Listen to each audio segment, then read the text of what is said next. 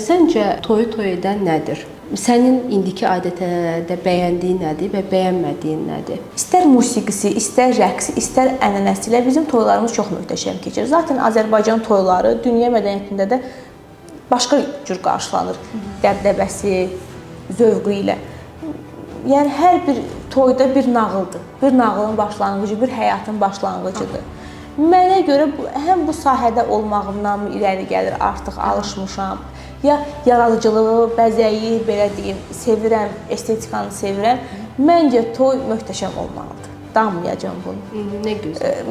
Toya gedən yol da mənim üçün önəmlidir. Məsələn, bir qaynanamız var idi, çox ziyalı bir həkim idi. Bir il oğlunu nişanlı saxlamışdı ki, onun üçün bütün adət-ənənələri yerinə yetirsin.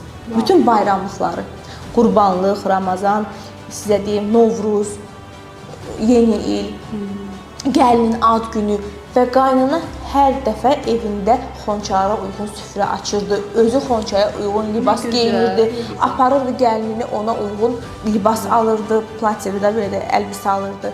Yəni bu cür yanaşanlar da var idi. Və yaxud da ki, bir dənə hərə apardıq, bir dənə zaten toy məsafəsi azdıq, bir dənə də xına elədik, söz bitdi, getdi.